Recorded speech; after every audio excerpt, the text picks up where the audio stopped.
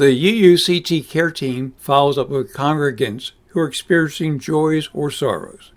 The care team also addresses needs of congregants. The care team can be contacted by email at careteam@uutampa.org. And now to our service. Good morning and welcome to the Unitarian Universalist Church of Tampa. I'm Fran Davin, your worship associate for today.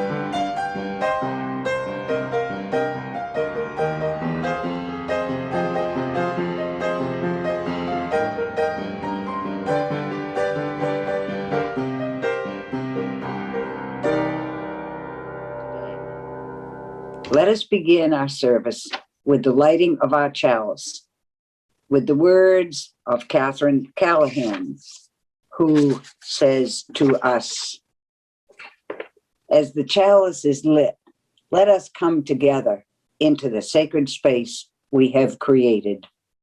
Let the cares of the day fall away and know that there is a place for quiet reflection, for a pause in our lives, for breathing into our true selves.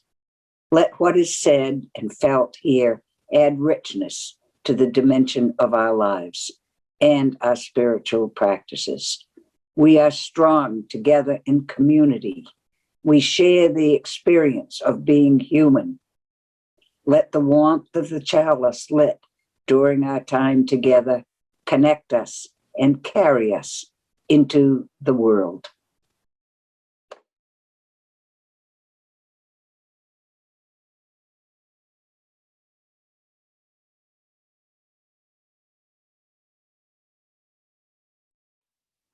Hi, my name is Erin Powers, and I am the Director of Religious Exploration for Children and Youth here at the Unitarian Universalist Church of Tampa.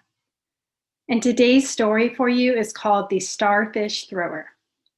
This is a well-circulated story attributed to Lauren C. Easley. And it all started when a young girl was walking along a beach. It was a sunny and calm day, the kind of day that feels fresh and new. Lots and lots of people were out enjoying the blue skies. There had been a terrible storm the day before, and thousands of starfish had been washed up on the beach. And when this girl came to each starfish, she would pick it up and throw it back into the ocean. People watched her with amusement. She had been doing this for some time when someone approached her and said, "Why are you doing this? Look at this beach. You can't save all these starfish. You can't even begin to make a difference." Well, the girl looked at this person sideways. And then she bent down, picked up another starfish, and hurled it as far as she could into the ocean. And then she said, "Well, I made a difference for that one. At a loss for words, the person could think of nothing else to say or do except to bend down, pick up a starfish, and send it sailing as far as they could into the ocean. Soon others, who only watched and giggled before, joined in, and so many starfish were saved. And in saving the starfish, the people energized themselves with joy and fellowship. And they took the lesson of the starfish thrower with them to remember that we cannot save everyone, but we can make a difference for someone. And with that, our story ends. Reverend Catherine Schmitz is an ordained Unitarian minister and our guest speaker for today. Reverend Kathy describes herself as an eco-humanist, strongly influenced by Buddhist practice and teaching. She has a passion for interfaith work and is a longtime environmentalist and associate advocate for social justice.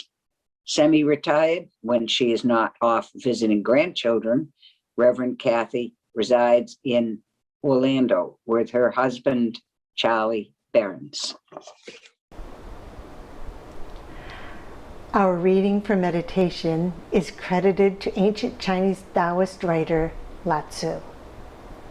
May it be an invitation to create peace in our world and in our lives.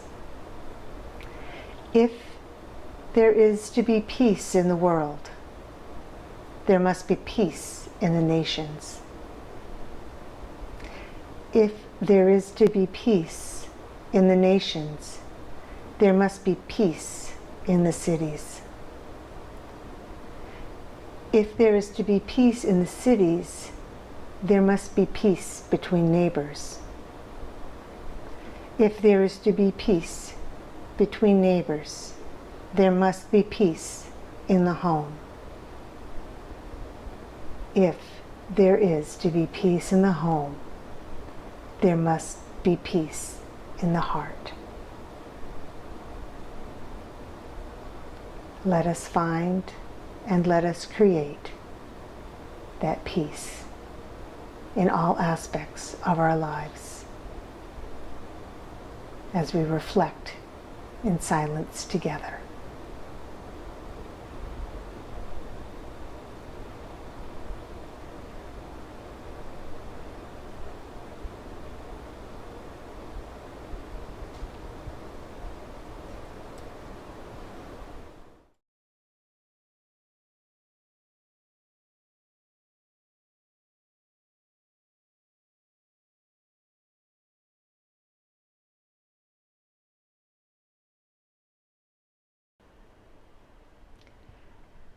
We begin today with one of my favorite selections from Scripture. You may be familiar with it. It comes from the very beginning of the book, Chapter 1, in which we are introduced to Winnie the Pooh and some bees, and the stories begin. It reads, "Here is Edward Bear, coming downstairs now, bump, bump, bump, on the back of his head, behind Christopher Robin. It is, as far as he knows, the only way of coming downstairs. But sometimes he feels that there really is another way, if only he could stop bumping for a moment and think about it. And then he feels that perhaps there isn't. Anyhow, here he is at the bottom and ready to be introduced to you, Winnie the Pooh." Bumping. Have you ever felt like this? Bump, bump, bump, having trouble putting together a thought? The bumping of life can make it hard not just to gather our thoughts, but it can rob us of our creativity and our compassion. There are so many ways that life bumps us around. Busy, of course, can be like bumping. If we can stop the busy for a minute, we can decide if what we're doing is even important or if we're doing it the right way.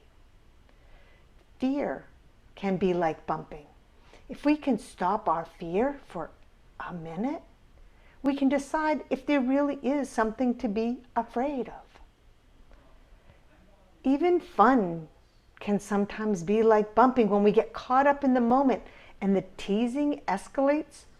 Can we pause long enough to decide if the way we are acting shows what we really think is important? Bumping. I suppose it's part of life, and yet at times we just need a pause in the bump. I think of summer as a less bumpy time. Most schools are out. Many people have a chance for some time off.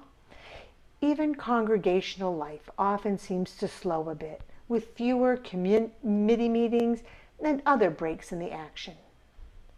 Maybe, just maybe, we can take advantage of the change of pace to regain our balance, to consider, to recalibrate just a bit. Maybe we can imagine ways to help us manage the bumping of life so that those future bumps that we will inevitably encounter will be less likely to throw off our intended course. In addition to the usual summer break from bumping this year, we have the opportunity to fold in the lessons of this time from quarantine from which we are beginning to emerge. Can you think of times when some downtime has served you well? That new perspective at work after vacation. More patience with the kids after tea with a friend.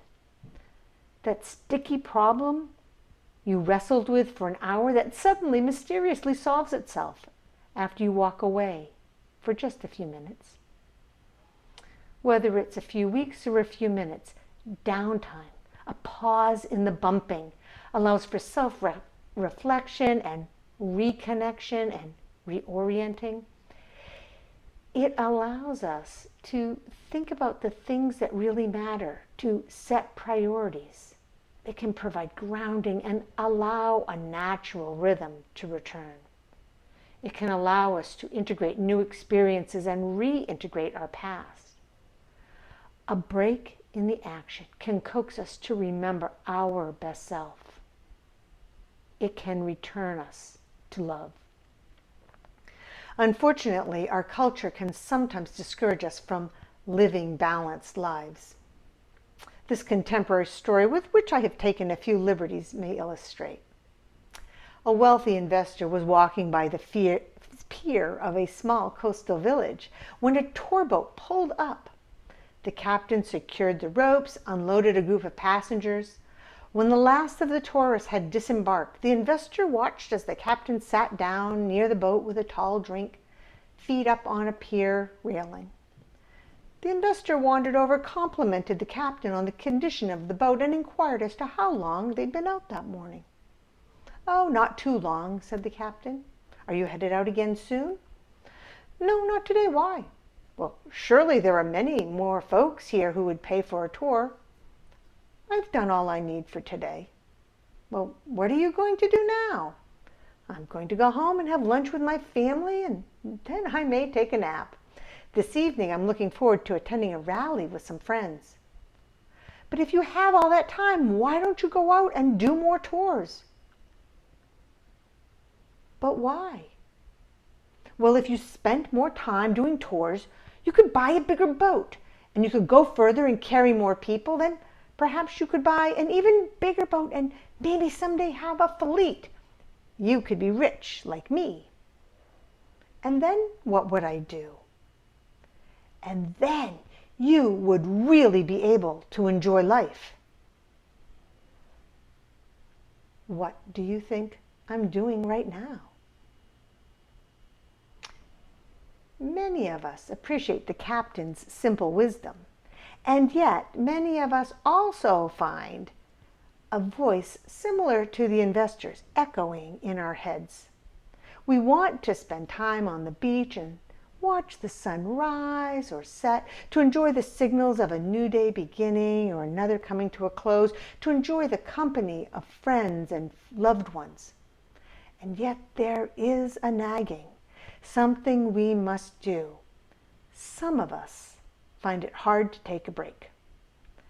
For those of you who do not, and who are wondering what the heck I'm talking about, consider this an opportunity to understand some of what may be going on in the hearts and minds of those dear to you. Some of us may at times find it hard to take a break. Did you ever want someone else to take a vacation for the benefit of everyone? Have you ever been that person, the one everyone wishes would take a vacation? People in need of a break may seem to thrash around. They lack perspective. They may be taking it out, whatever it is, on everyone. They're so tired they don't know how tired they are. Vacations can be a beautiful thing. They don't need to be grand. You don't need to go far, if anywhere. What we often need is a change in rhythm. And while vacations can be nice, not everyone has the option of time off when they need it. Some of us used all our vacation 6 months ago and won't earn any more for another 6 months. Some of us used all our vacation dealing with sick children and parents and didn't get a vacation or downtime at all. Some of us are part-time workers or self-employed, and vacations aren't really a thing in our context. There are more, but I hope you get the idea. So we must find other ways then to reset our rhythm when getting away isn't one of our options. Many spiritual practices have developed across time and space, providing opportunities for resetting, for calming the bumping, if only for a while. We can adapt them to our context or worldview. Most of them can be varied in length to meet our own circumstances. Which of these have you explored or might you explore? Meditation of various kinds that helps to quiet and focus the mind. Prayer, which can take many forms, and to whoever or whatever it is addressed, it can invite us to lift up what we value, to give praise, to offer our gratitude, to give thanks, to name our regrets and our fears, to lament, to give voice to our hopes. To give voice to our hopes. Journaling is a way that we can capture what's going on for us and see how it looks on a piece of paper. Sitting on the beach or gardening or artwork or other everyday spiritual practices all can have a restorative quality. Most of these can be done nearly any time and anywhere. Someone once told me that they couldn't meditate because they were on the road all the time traveling. But I suggested that what better way to create continuity amid a space, amid all the disruption that lifestyle might bring. All you need, wherever you are, whenever you are, is your breath and your intention. Science tells us that 6 slow, deep breaths can change our physiology, offering us relief from stress and anxiety. Muslims pray 5 times a day. Imagine stopping 5 times a day to remember what is important to you. Hindus practice yoga to train and focus the body and mind. The world offers us weekly Sabbaths. The secular calendar includes New Year's resolutions. Earth-based calendars offer us seasonal changes. We can learn from the lessons of atonement and forgiveness embedded in the Jewish high holy days, or those of balance infused in the Islamic month of Ramadan. What would you add to this list of invitations to pause? Tricia Hershey, founder of the NAP Ministry, says this: I believe also that our lack of resting has stolen our imagination and our ability to be inventive and subversive and to imagine and to have hope. And to me, that's true oppression. Hersey sees rest as a radical act of resistance and decolonization, especially for Black people whose rest has often been and continues to be disrupted by white supremacy. Rest is a necessity that is too often for too many treated as a privilege. Non-stop bumping makes it hard for us to take action for change and social justice. Even if we have the privilege of rest and restoration, we may be challenged by the quandary articulated by American author E.B. White when he wrote, "If the world were merely seductive, that would be easy. If it were merely challenging, that would be no problem. But I arise in the morning torn between a desire to improve the world and a desire to enjoy the world. That makes it hard to plan the day." Ever since hearing White's quip years ago, I have aspired to find ways to bridge that dichotomy, to look for the moments when I can find joy in efforts to improve the world. In my version of the boat captain's story, I added the plan to attend a rally with friends. For the captain, the morning was work, the afternoon was rest, and the evening may very well have been the satisfaction of combining friendship with activism, doing something worthwhile that did not seem to take effort, though it likely did. Have you had such moments? Maybe with the good folks you know in this congregation, maybe acting for the benefit of the congregation or for the wider community. What elements help you discover both meaning and joy in a moment? It's helpful to remember that the answer here will be different for each person. Some of us are energized by action with a group, others are exhausted. Some could sit on the deck and write meaningful notes all day, others not so much. Some need extended periods of rest. Others, like that, keep going, taking more shorter rests along the way. One of my long-standing dreams for all of our congregations is that most people would be doing whatever they're doing for their congregation with joy. With joy.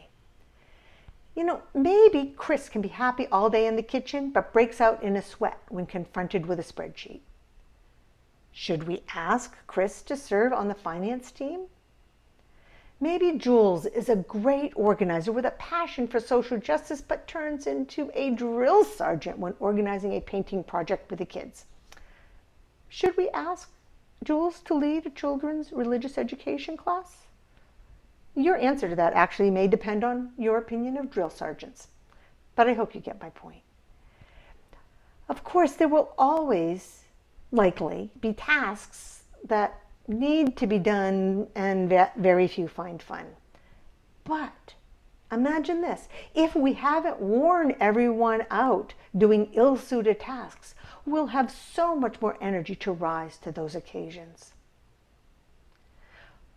One caution this summer, especially as we emerge from quarantine, especially as you do your ministry without your usual complement of professionals.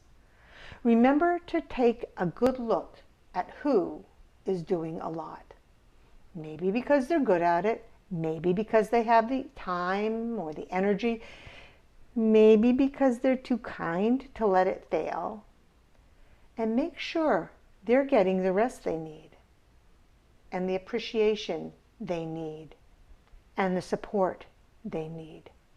This week, think of one person you can support or appreciate or give a break, and then do it. This is a good practice in all areas of our life. If we are to survive in this life, we will need to take care. Some of that is self-care, and it can come in many forms, such as rest and play and a little indulgence at times. But if we want to do more than survive, if we want to truly thrive, we will need more than self-care. We will need community care. We will need not just to remind each other to take care, we will need to offer care. Care in the form of support, in the form of appreciation, in the form of rest and restoration. I believe that congregations are uniquely suited to offer and to organize community care, so that the bumpy world in which we live will find no one bumping alone. I wish you a less bumpy summer, and I wish you the connections that make it all worthwhile. May it be so. To support the UUCT with your generous financial gifts, please go to the UUCT website and click on the Click Here link to donate. It will take you to our donation page, and you can securely make your donation to the church. Thank you.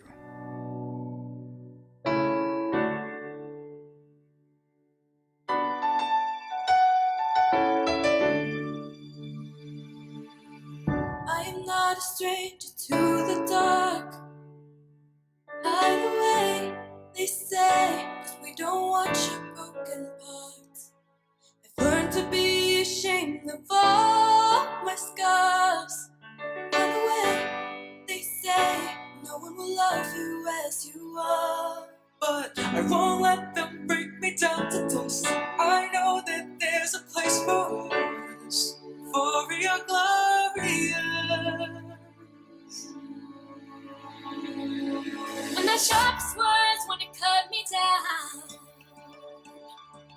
gonna send a flood, gonna drown them out. I am brave, I am bruised, I am who I'm meant to be. This is me. Look out, 'cause here I come.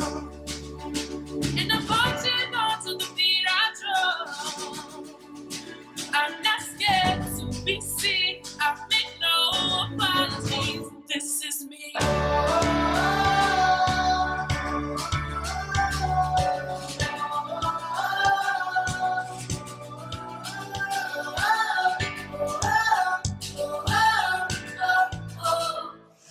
Another round of bullets hit my skin, but far away. 'Cause today I won't let the shame sink in. We are bursting through the barricades and reaching for the sun. Yeah, that's what we become. Won't let them break me down to dust. I know that there's a place for your glorious. When the sharpest words want to cut me down, gonna send a flood, gonna drown them out. I am brave, I am bruised, I am who I'm meant to be. This is me. Look out, 'cause here I come. And I'm marching on to the beat I drum. I'm not scared to be seen. I make no apologies. This is me.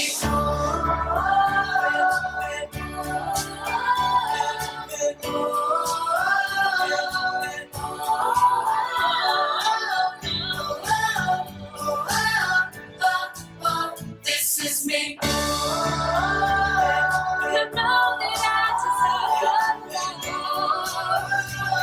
There's nothing on earth.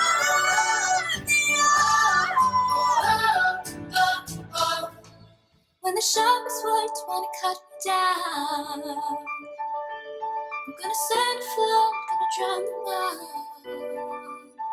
This is brave, this is bruised, this is who I'm meant to be. This is me. Look out, 'cause here I come. Look out, 'cause here I come. And I'm marching on to the beat I drum. Marching on, marching on. This is make no apologies. This is me. The words wanna cut me down.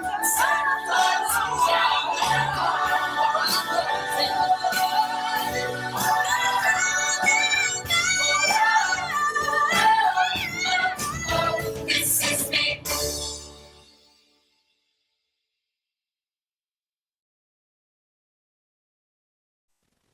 We extinguish our chalice today with the words of wisdom from Reverend Scott Taylor, who tells us, kick the ball, dance in the rain, Get lost on purpose. Play fetch with the dog. Fly the kite. Smell the flowers. Jump in the puddles. Pull out the paints. Throw the dice. Learn the two-step. Let life take you by the hand. Lean back and let the wind mess up your hair. Laugh. Live. Live.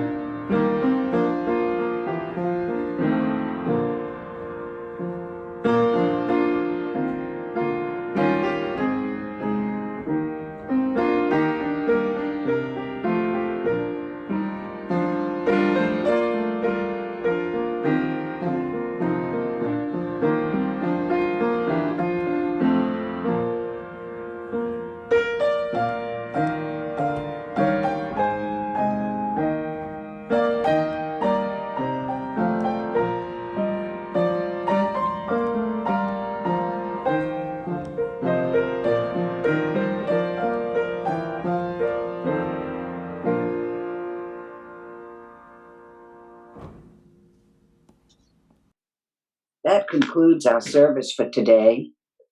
Go now in peace. Go now in love. And may that peace and love remain in our hearts until we meet again.